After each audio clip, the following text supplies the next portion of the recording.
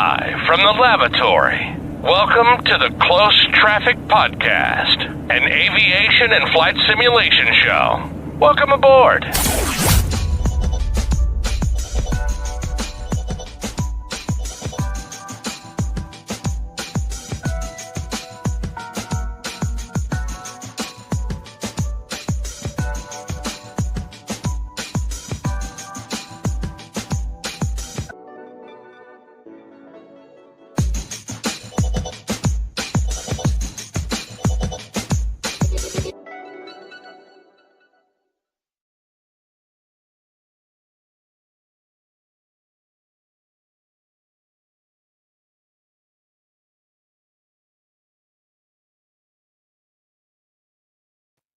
Muted. There we go. Couldn't have said it better myself. Ladies and gentlemen, welcome to the Closed Traffic Podcast, an aviation and flight simulation show. And there's silence. I guess we're going single pilot today. No, I'm just kidding, ladies and gentlemen. No, the rest of the crew, they're actually out and about doing their weekly thing here. This crazy thing called adulting, but no, my friend. So all is well. The team sends their regards, but no, I wanted to take the opportunity to hang out with you guys, spend a little time. I'll talk eventually. A lot has transpired these past couple of weeks, and man, I didn't want to wait any longer to try to unpack some of it. So you guys know what I'm going to start kick it off with. Man, we have a CRJ for 2020 and 2024 now. What do you guys think about that? What do you guys think about that? We finally have a regional jet for, I want to say it's the first regional jet for 2024 from Aerosoft, who has released version 2 of the CRJ 700. Well, let me start with the 550, 700, and 900 variant of the now Mitsubishi, I guess regional J, was it MRJ or something? That is weird. I don't know. I kind of went back over the story. There was a video on YouTube that kind of recapped the whole, CRJ thing with Mitsubishi, and it's quite interesting. I don't remember the link, but if I do, I'll be sure to post it in the description. But for I also wanted to start off with, of course, our Patreon backers, guys. Thank you so much. Love each and every one of you. Thank you for your support. Definitely appreciate it. And it for sure keeps us going. But so, I mean, have you guys, has any of y'all picked up the CRJ yet? I know for me, I owned it in 2020, so I had the opportunity to just do a direct upgrade, and I was also had the privilege of participating in the beta, and I'm thoroughly impressed. I think they did a really good job in capturing a segment of flight simulation entertainment to where we get from point A to point B. We're not dealing with a whole lot of in-depth nuances as it relates to operating a CRJ, but it's just enough to to not pull us out of that level of immersion that I think we're all looking for. I think it's a solid point A to point B airplane. We're not dealing with hot starts or bright schedules or anything like that, but some of the quality of life improvements that Hansa and the team have incorporated, I think, are absolutely phenomenal. So definitely looking forward to seeing the growth, so to speak, because they're not done yet. I will say that they're definitely not done yet. Still a lot to do. A lot that they do plan on doing as it relates to flight modeling, things like that. So But man, it's been amazing. It's been amazing to finally, not because for me right now, 2024 is literally just been the 350, which they just not too long ago dropped the 1.0.6 or 1.6.0 or one of those one dots, the latest revision they just dropped. And man, that thing it's literally brought me back to 2024. It's where, yeah, we're talking that level, y'all. It's crazy.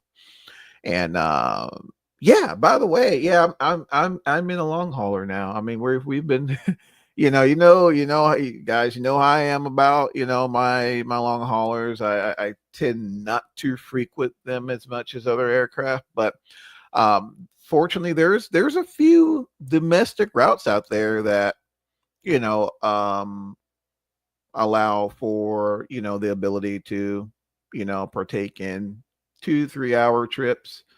Shout out to Delta, by the way. uh, so there's a lot to be, lots of fun to be had that don't require, for me to depart, 15 hours later, land wherever. So it's been pretty cool. Graphically, things just been amazing. But yeah, I'll dive a little more into that here, and a little more into it later. But yeah, CRJ has really been a breath of fresh air for me. I will say, I gotta admit, y'all. So I have not been um utilizing the CRJ in 2024 as much as I have in 2020. Reason being, hold on, guys, let me explain. So, um,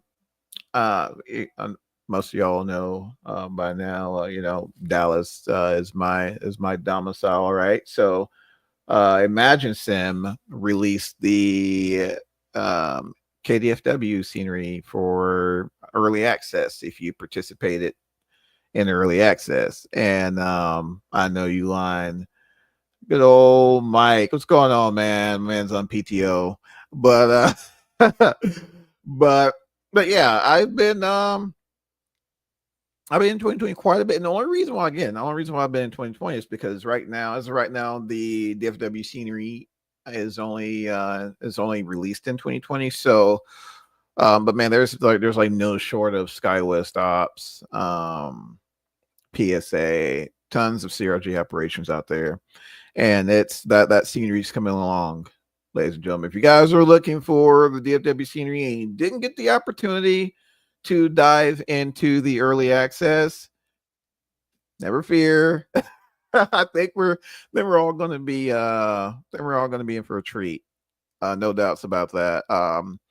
Texturing, in my opinion, solid. The Didn't really encounter any issues with terrain.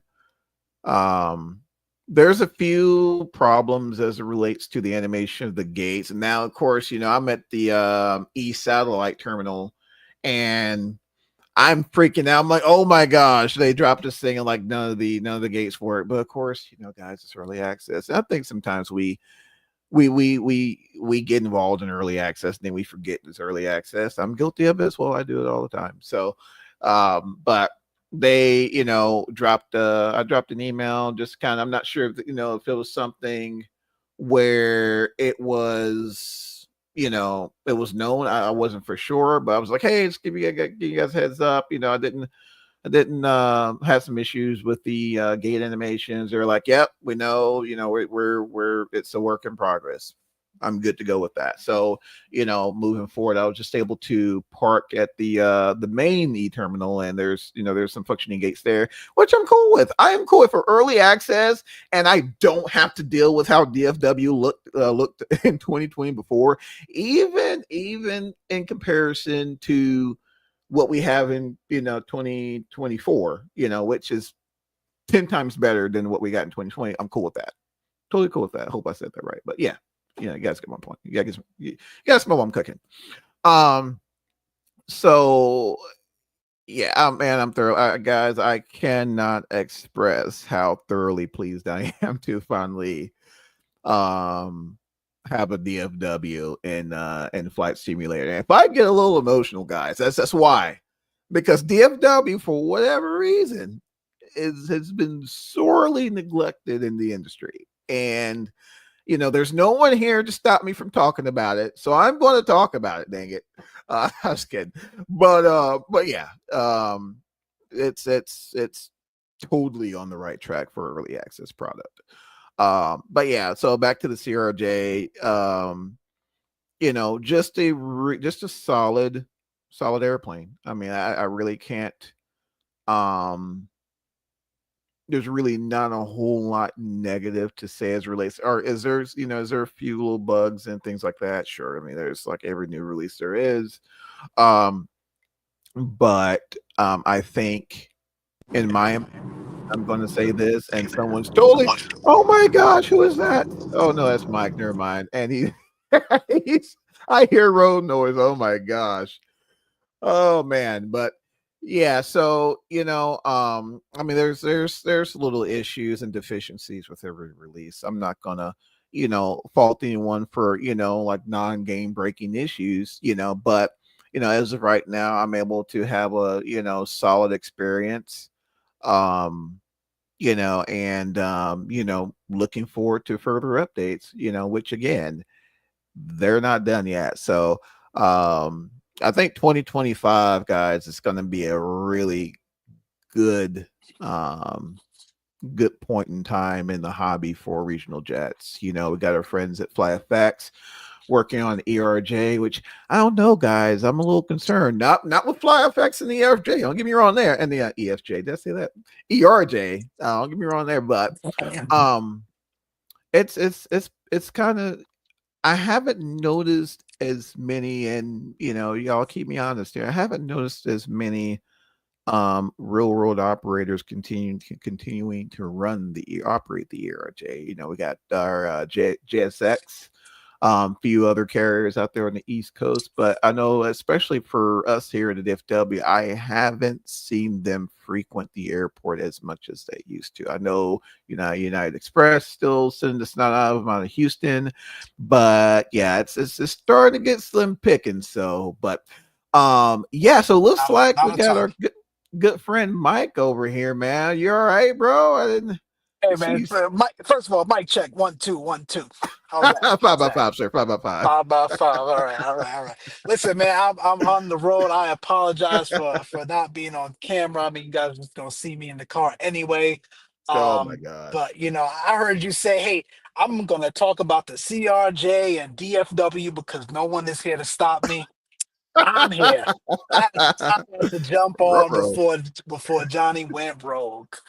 No, I'm just joking. I'm just joking. No How you doing, worries, my man? friend. How's it going? Oh man, hanging in there, bro. Hanging in there. What about yourself, my friend? That's just here you getting off the grind. Oh man, does the grind ever stop? Never. I'm just Never. changing locations. Exactly. That's literally been the case. But I had to talk about it, Mike, because we I actually took the CRJ out today, man. I did Gulfport to Dallas, and just the Yeah. approach, man. Oh my gosh, the ambiance. We got some weather moving in, man, and it just hit, Mike. My goodness, man, it Yeah. hit. Yeah, So yeah. Aerosoft has done their thing. They've done their thing. And the thing is, man, they're not done yet. I won't divulge too much, but they're not done yet. In my opinion, and this is not taking anything away from the team, I feel that version 2 is what version 1 should have been. That's that's my take on it. The texture work that I mean, and we all seen the initial release. It was one of the first aircraft that dropped for 2020, and man, yeah, it just left a lot to be desired. And I get it. I know the model was done well before the sim was ever completed. But I think that's my only criticism as it relates to the development as a whole. I truly feel that what we're seeing today is what we could have had, in the what beginning. freaking yeah in the beginning. But how much of it was limited due to where the platform was and the platform being 2020 at the time? Like, do you think how much of that was related to, hey, the platform just could not support what it supports today, and that's kind of why we produced what we had back then?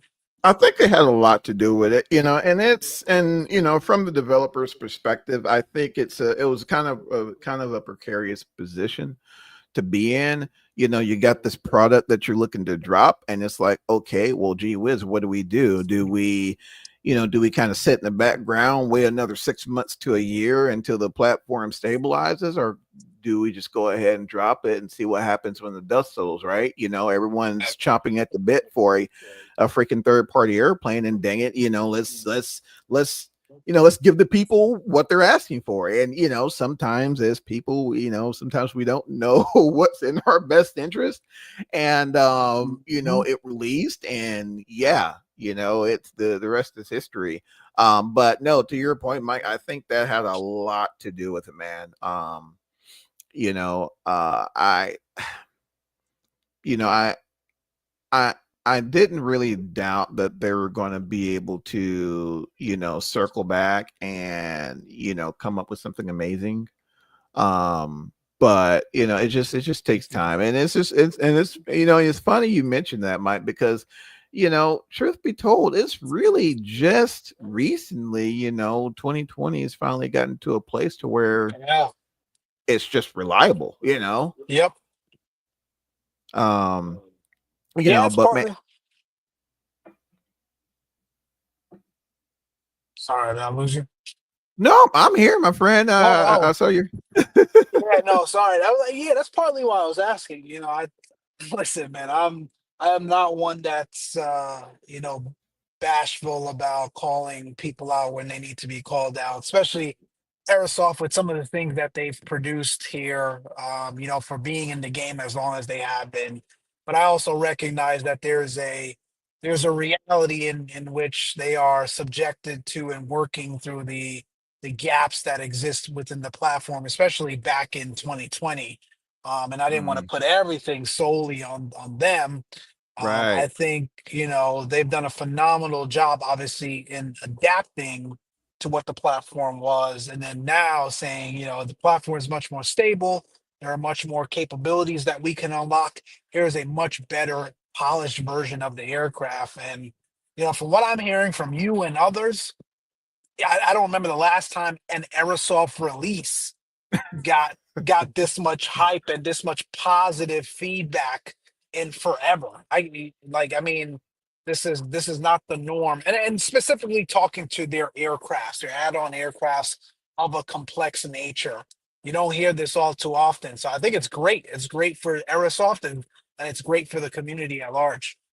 No, man, you're spot on, and I think it's just a testament to how much the community has just been freaking yearning Yep. for a regional jet, man. Oh my Yeah. gosh, like Yeah.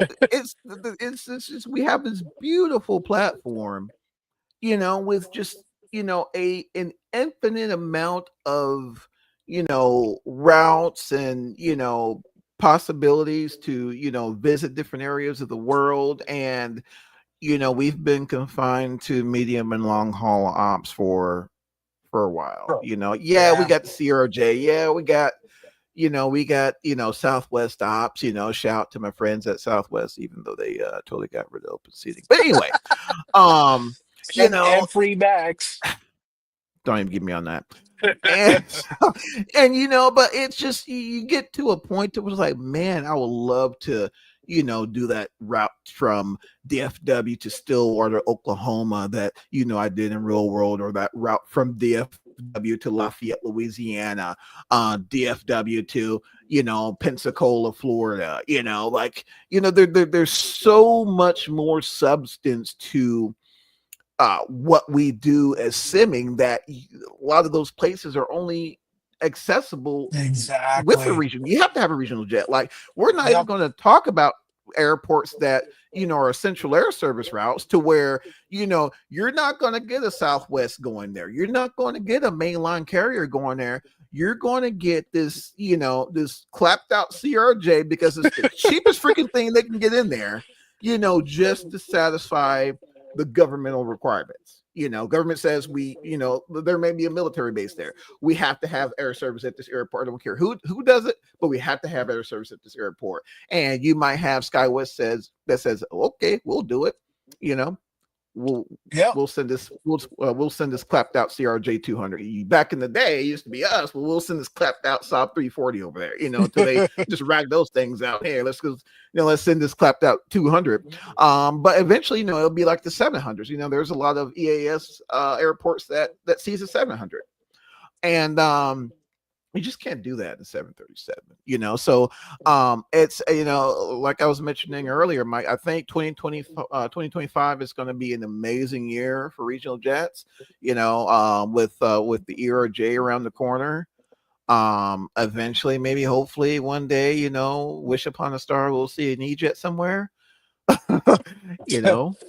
Oh man, yeah, EJ would be lovely. And to your point, man, you're spot on. There's so many times I get in the sim and I'm just like, I'm tired of the mid-range and long-haul jets, man. I just want Sure. to deep dive into a true regional experience for a couple hours or for a Yep. day of flying. Yep. Especially when you don't have a lot of time to fly anyway. So sort of the more legs you get in, the better your overall experience is, and you can optimize your time. And conducting those regional routes, especially a lot of us sim to life, right, true to life, For sure. conducting those regional routes and those regional ops, really it's different when you've got the right equipment to do so. And to your point, man, I didn't like more and more. I'm realizing that a lot of these airports that we fly our GA aircrafts into, it's some Yep. regional routing as well. Like I just was in Palomar the other day, and I knew JSX went there, Sure. but I didn't realize American either just started or will be starting to go to Palomar, like Palomar, little old Mm-hmm. Palomar Class D airport. And the Yep. same with San Luis Obispo. SkyWest goes there, and I think American as well. I Yep. know I'm naming West Coast airports here, but there's, I'm seeing this more and more lately as I fly around. So again, and now we have these actual airports within the sim. Back in the day, no one really catered to those airports because it No. really wasn't worth their time. But you got this beautiful sim now. You're able to do all of these, regional airports. So we've got the airports now. Check. Let's get the right Check. equipment to fly them into. Spot on, and I mean, I've been saying this, oh my gosh, you guys, man, like just to nausea. I was like, oh my gosh, regional jazz, people are like, okay, I gotta turn this guy off, he's crazy. But I mean, it's totally, I can't tell you, I mean, it's I go through the same struggles, Mike. I sit down, you work, raise kids for like 10 to 15 minutes, and then it's like, okay, I got like 30 minutes before I'm conking out. Where can I Yep, send it? exactly. And I mean, DFW to Waco, bro, that's like 60 miles. We're up, we're down, like little Yep. stuff like that, man. You miss out on without having without having the proper equipment. So, yeah, I mean, does it have residual heating and all that? Will my engine stay warm after I shut down? Is there like a complete thermodynamic simulation? But no, there's none of that in the CRJ. But what it will do is provide a solid point A to point B experience, and I'm here Yep. for it. I'm here Yep. And for it. I would even argue, I mean, yes, in a very well simulated jet, you have those things, but how much of us really need that in a regional jet for a desktop sim? Now we love those things for the more popular aircrafts like the Airbuses and the Boeings and whatnot. We in Yep. our wide bodies, we definitely want to see those. But for the regional jets, man, those are a little bit less important. Absolutely, man. Again, I'm just thoroughly impressed that on the fact that they didn't give up on it. Guys were coming back to it. Hans did. Oh, and happy birthday, Hans! from the Close Traffic Podcast. I think his birthday's Oh, like happy tomorrow. birthday. Yeah, Happy so birthday. Oh, that's gonna be sweet. So there won't be any updates probably tomorrow. I'm pretty I'm pretty sure he'll be a pint some he'll be Shih in at a Tzu pint or in. two. Yeah. But it's definitely well deserved, man. But it's just like not only do we have the CRJ, causing a whole bunch of ruckus. It's like then here's Phoenix. Hey guys, we're dropping the Neo. What do you guys think about that? I am pretty stoked about the update. There's a in the car, golly. Your signal, by the way, because I would have told by now, Mike.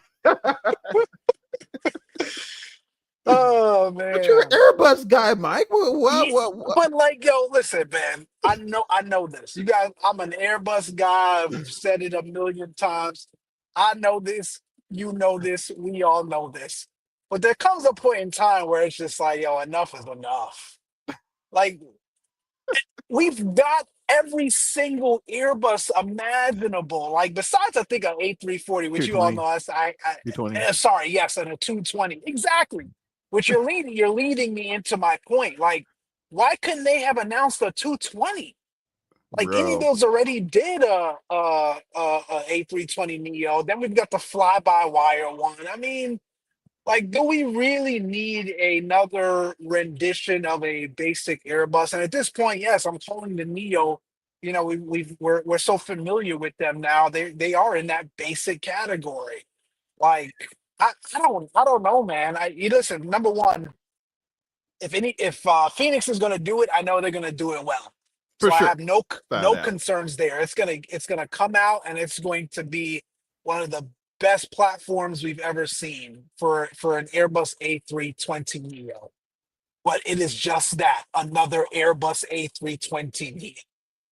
And Yep. that's sort of what I'm hung up on. Like, I would have loved for them to, listen, their core competency is Airbus, and that's fine. Like, I'm not going to tell you go develop a Boeing or another family of aircrafts. If that's what you do, that's what you do. But to Mm-hmm. your point, we've got the 220. Like, we haven't heard from Synoptics. I think it's Synoptics Design or whatever their name is. They announced this thing like 2.5 years ago. Where is that? You know, we still don't have an actual A220 that we can, sit back and say, ah, man, here we go, something solid for us to Yeah. carry out some simulated A220 ops in a desktop flight sim. So Yeah. that's my only point. Like, I am, as an avid Airbus lover, even starting to get some Airbus fatigue. Yeah, I mean, when we got like whole Airbus drivers, I mean, like these guys go to work and do that and like get whole tax returns and all that for sending Airbuses, and they're tired of it. So yeah, the fatigue is indeed real. My developer family, we totally need a 220 in the house. I do know, I don't have the source in front of me, that apparently AnyBuilds is assisting in the 220, which kind of makes sense as with the familiarity as it relates to the 350. It's with the whole screen, the whole blinged out screens and all that. I'm pretty sure there's a lot that they can bring to the table in aiding the synoptics with getting it over, getting a product out. So I do know Indian Bills is having a hand in a 220. I just don't know when. And I think everybody's like, okay, when are we going to see a 220 at this point?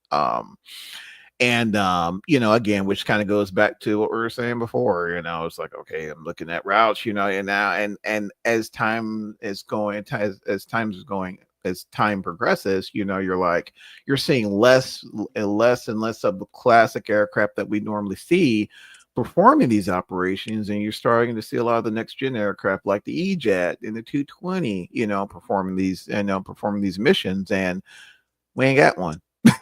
Oh you know. God. Oh God. And I think, and I will say, I spend very little time outside of the U.S. flight simming these days. I used to spend a ton of time doing European ops and some of that stuff. I think we only got one U.S. domestic carrier, a Delta, that flies the 220. Is there anyone Yeah, that's else? it. I can't think of any. Yeah, the only one I've been on, it was a Delta 220. Yeah, I'm trying. I feel like there was There has to be like another one. no Maybe you. Breeze doesn't fly at No, 220, do man, they? they're EJet two through They're and the through, bro. EJ. Yeah, you're EJet through right. and through. I don't Yeah, know why I thought there was someone else domestically there that was may have been. Well, it wasn't flying the United, was 220. it? It was No, United, no, was it? it I'm wasn't. It wasn't someone's someone listening. Was like, big. no, you morons. It's this, but yeah, It certainly wasn't one of the big ones. It might just be Delta. So there is a point there where it's just like, all right, again, if you got one side of your mouth saying I like to simulate real world ops and do real world things. I mean, how often are you going to send that Delta? The right, piece of me that said, yeah, maybe it's not their best time spent, resource and even just timing wise to do a sure. 220, just given the lack of routes and carriers, especially here in the US and maybe even globally from an adoption Hmm. standpoint. So I get that aspect of it, but it's also just like, yo, we've got enough Airbuses as well. Yeah, spot on, man.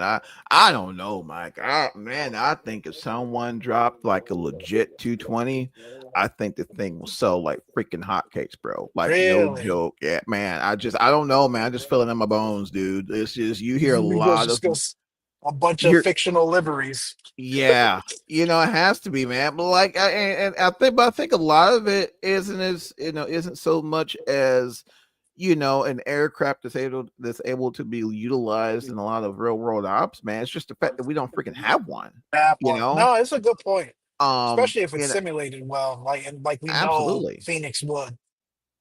Absolutely.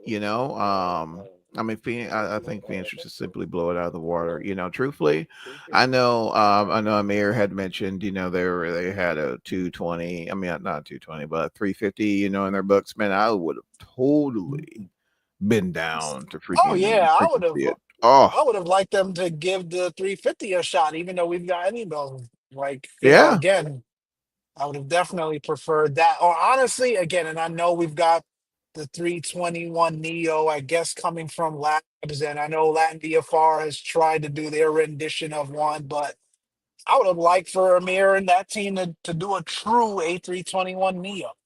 Again, it yeah, kind of falls back into the whole how many narrow body Airbus renditions do we need? But even that, I think, that's one that we don't have one that is really properly simulated. But again, to each their own. And at the end of the day, it is what it is. I just don't know personally, if I'd be picking that one up. I mean, we even for any bills, I think I flew their A320 Neo like twice, three times maybe. yeah. Um, Wasn't that any build some sort of? Did you like have like hot tour to get something done? Like, wasn't it something? Just I don't know. so Man, it was kind of like you did some kind I of think, mod. I'm like, bro, like my man but was did you thirsty have to for a mount that 321 one? I Neo. can't remember because like it ended up being, didn't it come as part of the native sim eventually? Isn't that what I happened? They think just so, partnered with with man. with Asobo and just so I don't know. Maybe this is Amir saying, "Yeah, man, any Bills try, but they ain't really do a proper A320 Neo." Fly by wire. Hats off to you. You came in at a time where the sim community desperately needed it. But let me show you guys. And not let me show you. That's a bad choice of words. But let Sure, us now take up the mantle to truly do a rendition that is worthwhile. But I don't know. We'll see. absolutely, Bombasto. What's going on, my friend? I'm just gonna What, fly what's commercial up? What's up, man? for the rich folks. LOL can almost fly to any airport, big or small, in the U.S. and so many planes to choose from. Absolutely, absolutely. Green light, what's going on, my friend? I hope everyone is doing well. And yeah, we're doing a live stream here. Go crew room chat. Green light. Good What's old up, man? Johnny here, man. We're gonna go single pilot if we got to, man. We're gonna get some sent. Good old Mike slid into the flight deck last minute, man. We were pushing back, and Mike came in for the rescue, man. I we're about to I was cancel. I was chasing them down on the ramp. Let them wait. Let them wait. I love it. I love it. Oh my gosh. Hey man, Mike, Chase plane, bro. I know you are you there for it, man? Parallel 482 has the old Chase plane Yeah. Yeah. Add on. Yeah, man. What you thinking? What you thinking? I have not picked it up yet. I guess, first of all, let me start by saying I think we touched on it last show as well, and we've been waiting 5 years for this thing. Yeah. So, hats off to them. I'm glad they finally have it out there. To really provide an additional layer of, optimizing the sim experience, as well as giving us Right. some more flexibility around views. But to that end, we have been waiting for 5 years, and I think we have Yeah. found ways to work around it that, in twofold. Number one for me is like, do I really want to introduce, because you said earlier, right? 2020 is in a stable place more so than ever before. Do I really want to introduce another component that can potentially cause me headaches, especially because I am simming 100% of the time now in VR? And that sort of Right. leads me to my next point, which is they've still got a series of items that they are working out from a VR standpoint to get Chase Plane to work accurately. Oh, And first of all, kudos to them for being upfront about it and for letting sure. the community know before you purchase it. One of the things, if I remember off the top of my head, is the click spots. And I don't know if those of you in VR, especially with aircrafts that are not optimized for VR, know how much the inaccurate click spots drive me crazy. Like, I'm Mm. squinting in the right eye to make sure the mouse hovers over the proper button. Apparently, there's an issue with Chase Plane and that too, and a couple other things. So I'm just like, I've waited 5 years. I could wait a couple more months for them to get this sorted out. So that's where I'm at on it personally. But I think overall, it's been a much desired tool Hmm. application that I think is going to make the overall sim experience that much better. Man, it's been 5 years, ain't it? Like, VR spots will drive you crazy. Yeah. Yeah. Yeah, Bombasso, they will drive you. Like, it really ruins the entire immersion. It does. So just keep doing what I'm doing. Man, yeah, I was about to say, Mike, dang, it really has been 5 years, man. And I remember when 2020 first dropped, we're just like, oh my gosh, Chase Plane, where you guys at? And it's like now it's like Chase Plane, I don't know, like it's like all these years later, I finally figured it Yep. out. Like I finally figured out how to utilize Osobo's convoluted camera system, in my opinion. And it's like, here goes Chase Plane. Here, guys. It's like, And we've got it, man. Do I what? really? I'm sure they've made It's some true. improvements, perhaps some fancy features, man, that just makes it awesome. They always find a way to just take things to that next level. I think that's what makes just Parallel 42 amazing. But for me, uh man, I just don't know. I don't know. And I think for now, what they're just solely on 2020 and not 2024, where I'm still trying to work out the funky camera views. Is that correct? Yeah, that's my understanding as Okay, well. And yeah, I yeah, don't know. yeah, Maybe yeah, I'm yeah. dropping I'm to a not for dead right spot, now. so I think I'm losing you. No, no, no, that's totally fine. I kind of figured that's what happened. Yeah, man. I don't know. I don't know. I know as of right You knew now, it was built into X-Plane. yeah, and that's the thing, Mike. I don't know, and then, not to even attempt to go into the whole explain what 2020 thing or whatever, but I find the camera system and explain way more intuitive than 100%. what we have in 2020 and 2024.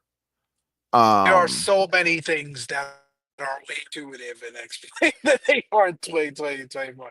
Like, let's be honest. We could spend the yeah. entire night going over those things, and they're frustrating because they're not hard things to do. Like, it No, almost feels like no. a Sobo's just like, screw y'all. We don't think that's important. Look at these pretty trees. Like, Exactly. it's. I mean, just and I know in 2024 they made an attempt at rectifying the key bindings.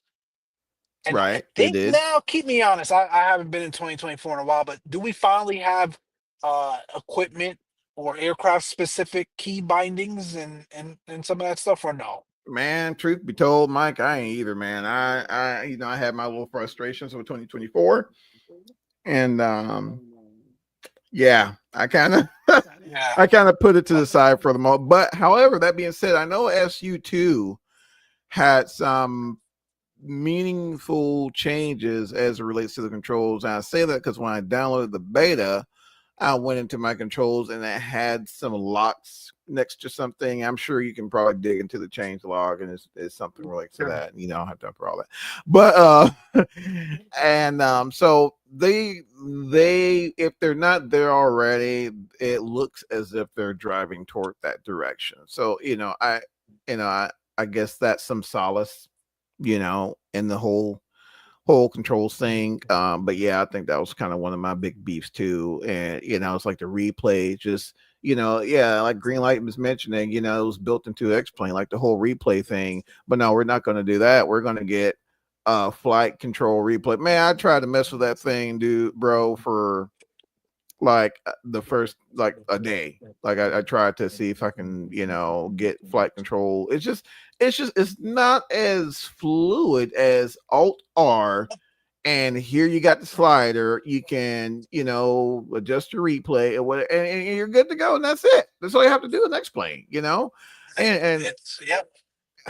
I don't know, man. And here I am. I was Like I like, said, it's infuriating because again, it's like basic stuff, man. Like you are Microsoft. You've got virtually unlimited development budget, right? You have been committed to this platform now for 5 years.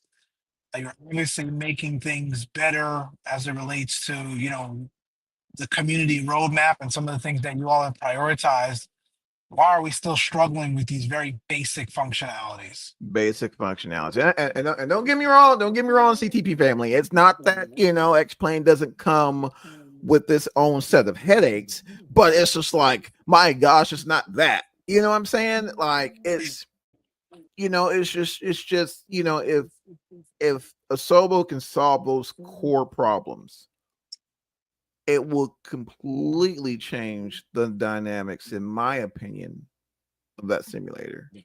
And again, we're not saying it's a bad sim. It's not, I can't tell you how many hours I've clocked them both, but I mean, just the little things, man. And I just, and I'm not saying that the flight replay, whatever the add-on is for the replay functionality, not saying that it's a bad product, but man, it just don't hit like Alt R. Boom, there's my slider. I'm making changes. And I'm good to go. You know what I'm saying? I don't know. That's just me. But yeah, I digress. And that was like a total digression from where I was trying to go, but hey, that's all right. Man, Mike, wing, bro. They're dropping more hardware, man. They're dropping more hardware. Looks like they just released the assay release. They opened up pre-orders for the PAP3 autopilot panel, which is basically the Boeing style MCP. Are you there for it, Mike, or it's a hard pass for you? Oh man, he might be transiting cell towers during his journey, during his commute. But I'll say for me, it's going to be a pass. It's definitely going to be a pass for Johnny. Man, I say this, guys, because I don't have any more room for hardware.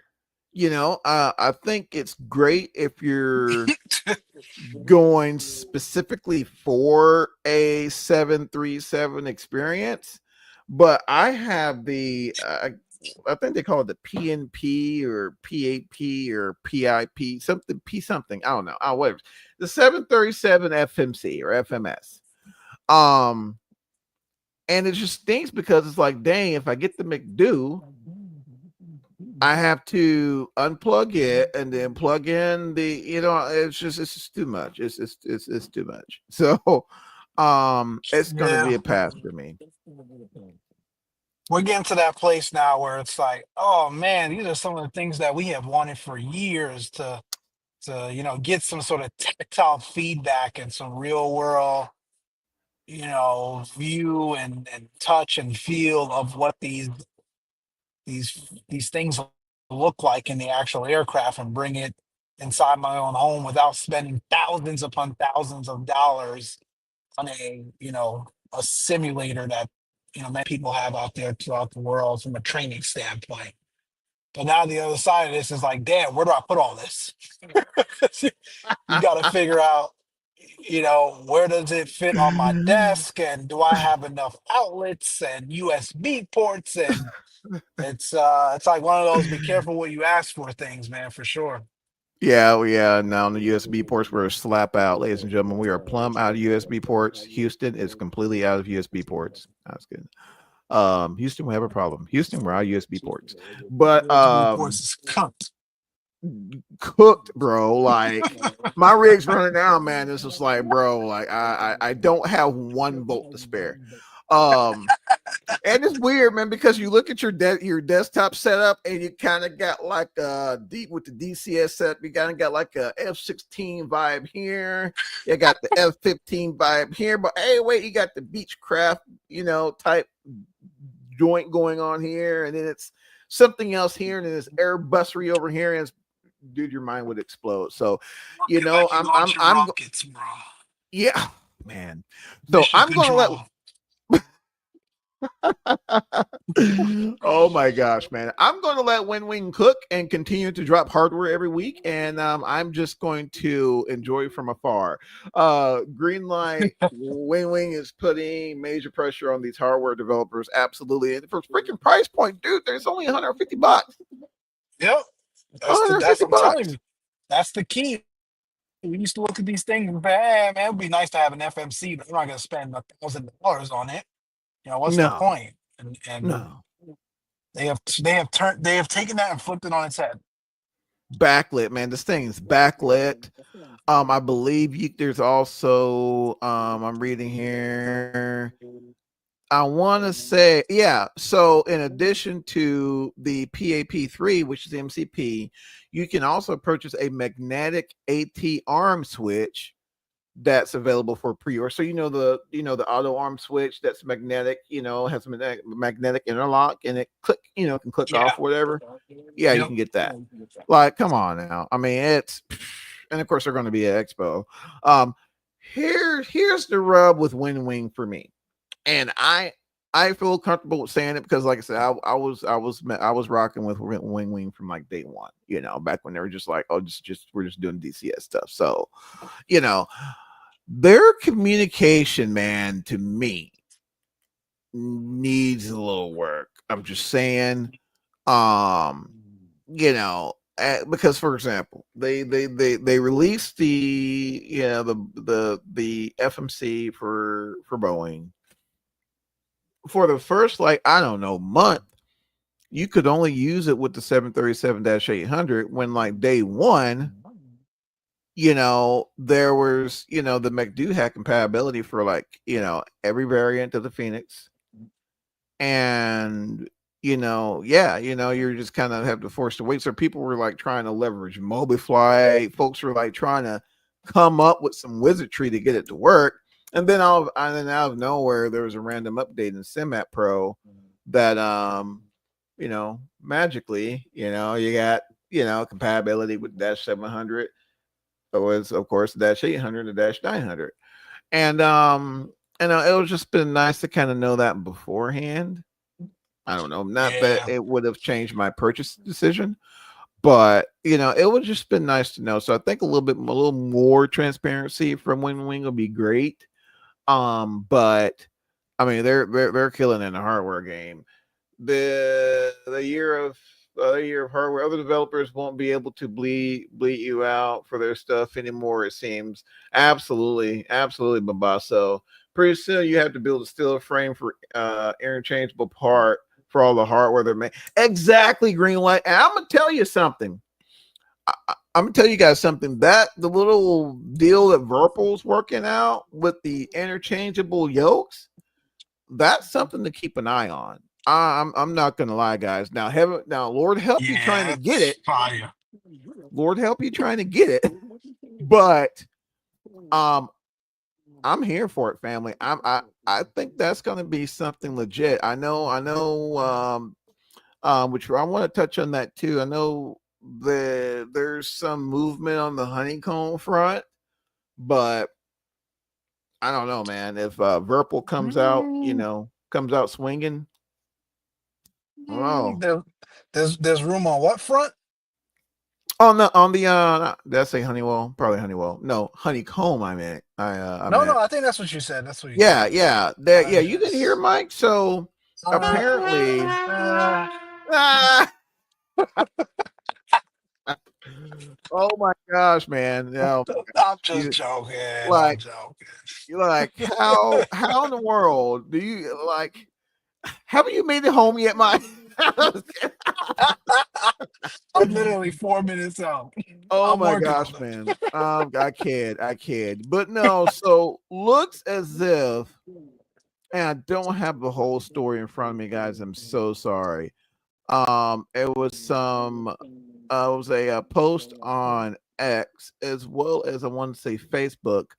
Someone who broke off from Honeycomb started up their own Dilio, and they're releasing their own variant of hardware.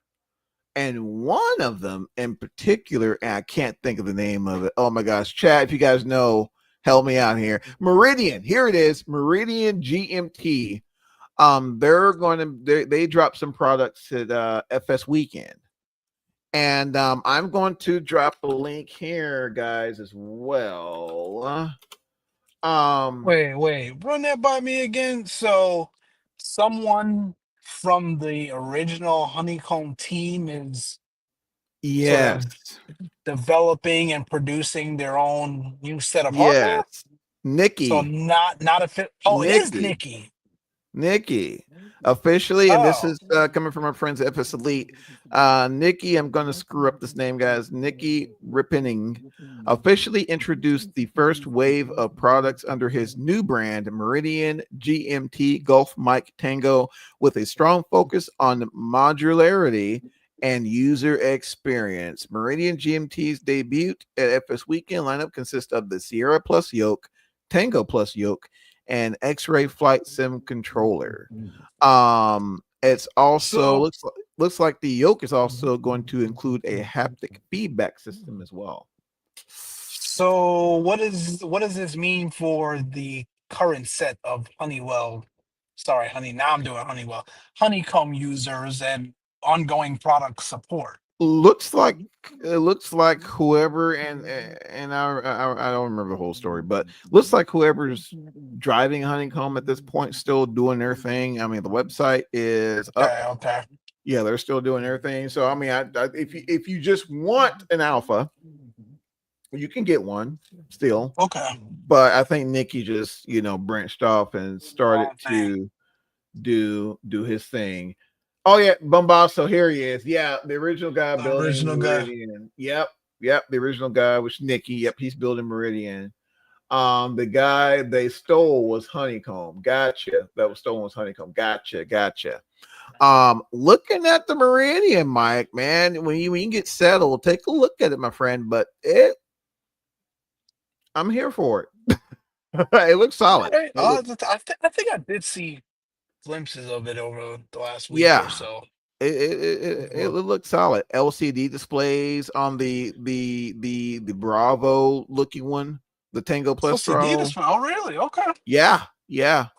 It's looking legit. Definitely looking legit, man. It's alongside NFC based auto configuration. Shut up. So you're using near field communication based auto configuration, allowing instant profile switching without manual adjustment. Shut up, man. Nikki's in there cooking, guys. Nikki is cooking. Wow.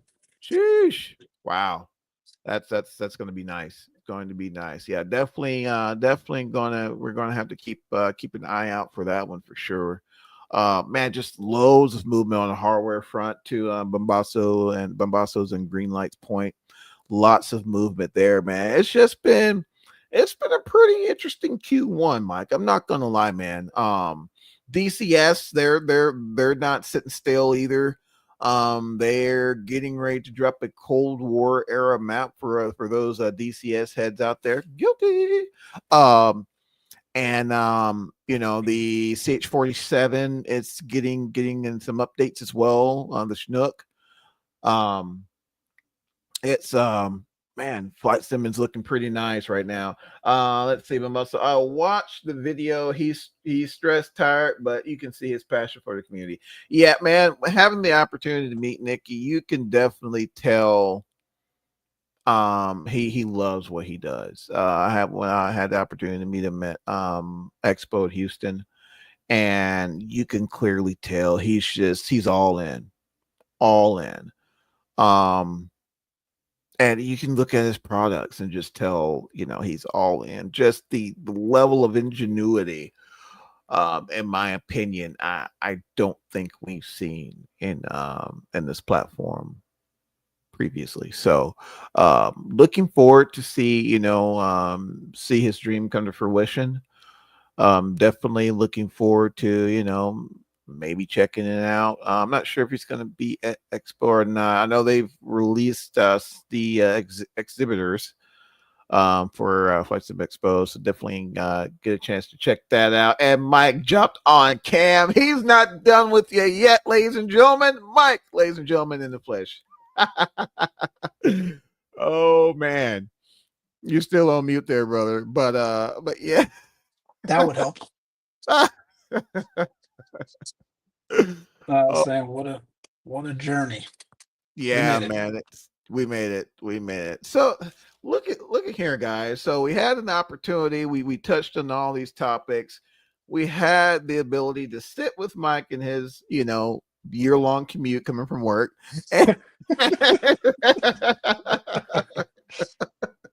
Oh man, describe it. Technology, man. I love it. I love it. And I don't want to count our good friends over at Flight FX, man. Looks like they pushed an update for their Piaggio. Is it Piaggio? I don't know, man. I screw it up every time. But I'm gonna die on the mountain of Piaggio. That's what I'm gonna say. It's Version Piaggio. Okay, cool. 1.2.1. Pretty extensive change log there. I gotta take that baby out for a spin. It's definitely been a while. Yeah, man. Definitely been a while. But man, aside from that, Mike, man, I did want to touch on Mike, since I had you. I was gonna leave it for our next show. But did you by any chance get the opportunity to catch the preliminary report of the Endeavor Air incident that happened in Toronto? Did you get a chance to check out the preliminary? What's interesting? I've been meaning to check that out, and I have not. I have not taken a look. I think was it Blanco or someone? Yeah, Blanco did for sure. I think he posted something on it as well. I haven't taken a look. Have you looked into it? Yeah, I've glanced into it, man. I listened to Blanco's report, and also I checked out courtesy of Flying Magazine, man. And definitely their approach speed is definitely of question. So that they were too fast. That last few feet, I want to say the last 50 feet or so, they definitely lost a lot of energy. Too slow. Yeah, the rate of descent increased to a 1,114 foot per minute at 50 feet. Ooh, wow. Yeah. They had a EGPWS warning that alerted them that gave them a sync renunciation, which from the SOP, you're supposed to go around. I remember. Yeah, we're going around. Yeah, we're going around. We're unstable. But looks like they continued, and yeah. Now, was it unstable throughout the entire length of the approach, or just like I'm going to post this here also for our friends in the chat as well. Flying does a really good job of kind of just breaking the timeline down for us. Um, there we go. But looks as if looks like they had VREF +5 or so. Um, at timestamp 212, aircraft descended through 500 feet above ground level. Aircraft indicated their speed was 150 knots, ground speed 121, engine thrust about 64%, which about what I've seen.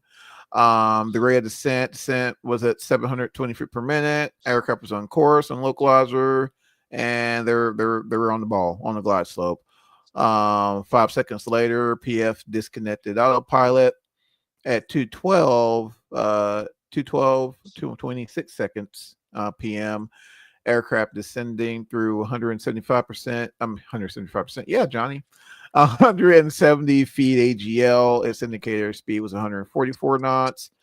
Ground speed 121 with rate of descent 627. Thrust remained about 64%. Cool. Coming up to 212 and at 40 seconds PM. Approach approximately 3.6 seconds before touchdown. Aircraft was approximately 50 feet above ground with an indicator speed of 145 knots and a ground speed of 112. Rate of descent was basically 1,100 foot per minute. So it looks like they lost a lot of that gust that they had. I want to say they were in gusty conditions. So, it's like, okay, we got that gust, airspeed looks good. And then, you lose that 10 knots, you got that 10-knot deviation or whatever it is, So, it's you rough. correct for half the gust factor on your airspeed. Yeah, exactly. And it's just, at that point, it's like, man, Toga, we're out of there. But looks like at 2:12:43.6 p.m. However they had that. Looks like the right main landing gear contacted the runway. The aircraft was in a 7.5 degree bank to the right with the 1 degree nose up pitch and recorded a 3G vertical acceleration at a rate of descent of approximately 1,098 foot per minute. Touchdown. At touchdown, the side stay attached to the right landing gear fractured, and the landing gear folded and into the retracted position. The wing root fractured between the fuselage and the right landing and the landing gear, and the wing detached from the fuselage. I'm no accident investigator. I don't play one on TV, on the movies or anything. This is just Johnny talking. Your wing is full of fuel, right? Mm-hmm. That's probably that right there is probably what helped them out a lot. That wing detaching and getting away from the aircraft. That and all the snow that was on the ground is helping exactly some of those flames as well. Yeah, exactly. That helped out a lot, man. that could have been catastrophic. Yes.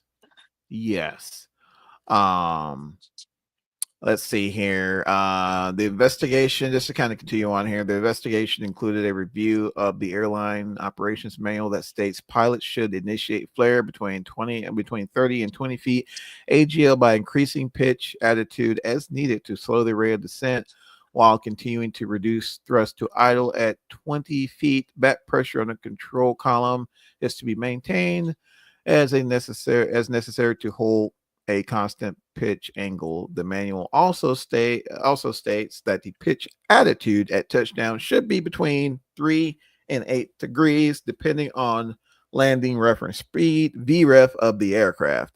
The manual also defines a hard landing as one with a vertical descent rate of greater than 600 foot per minute when the aircraft's gross weight is less than or equal to max landing weight. So yeah, that was, and it's, I think there's a lot to take from this incident, as it relates to, just our general aviation flying. Those gusty conditions, man, they can get you in a pinch. I think a lot of times we tend to, in our day to day, most of the time our gust factor, is very little, maybe, 5 to 10 knots or so. But, once you start looking at, those extreme gusty conditions, that plus five might not be enough, right? Nope. You Yeah. may have to, you know, sit back and, hey, is this even safe for us to continue? Is this a situation where, we may need to, possibly look at an alternate?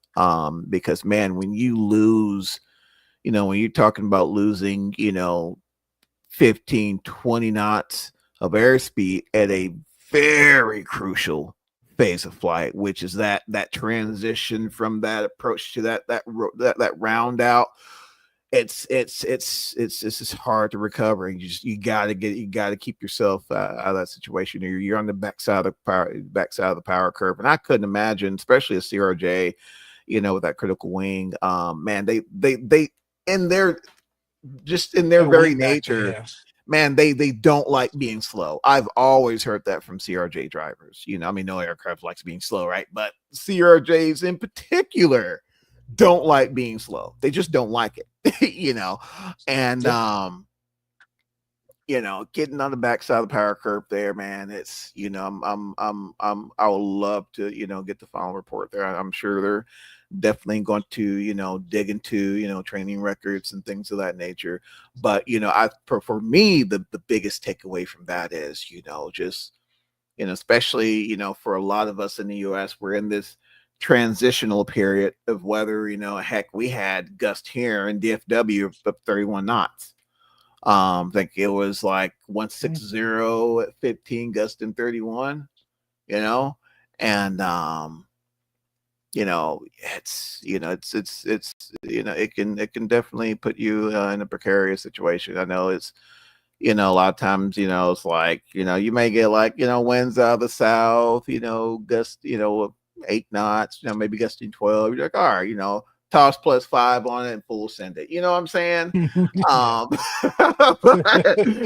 but it's definitely something, we want to continue to keep in the forefront, of our mindset, during our planning phases as well.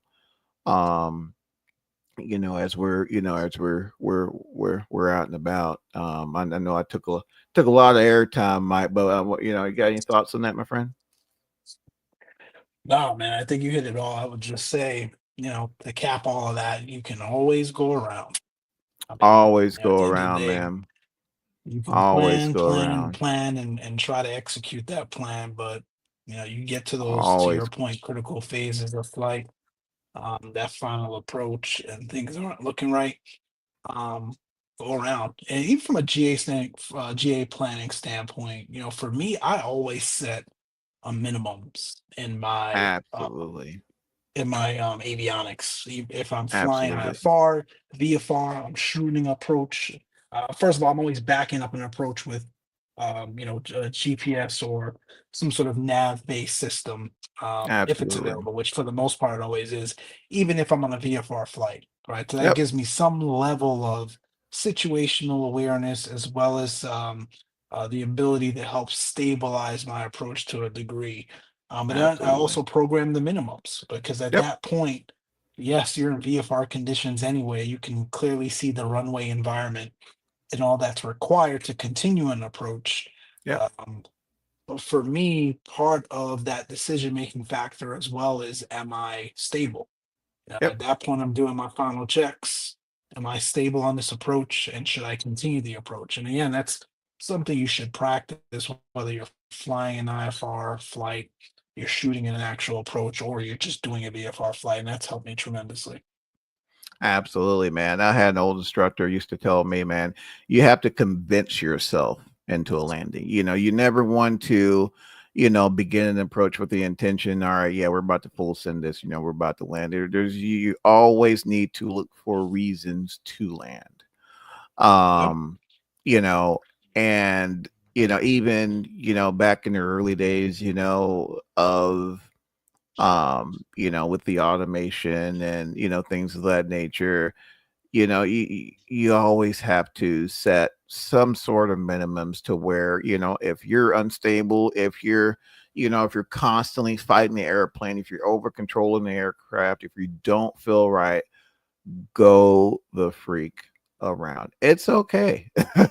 It's all right. I know, starting out as a student the years ago, and the airport, it was a flight school there, and there's always people outside, having lunch and things like that nature. And we all kind of knew who was flying what that day, and it was almost kind of like this thing. It's like, man, I hope I can stick this or whatever. But you know, it was always something to be said when we had that student go around. And it's like, all right, I love the fact that they encouraged it, instead Yeah. of, oh, guys going around and whatever, but oh, he's not stick and rudder, you know what I'm saying?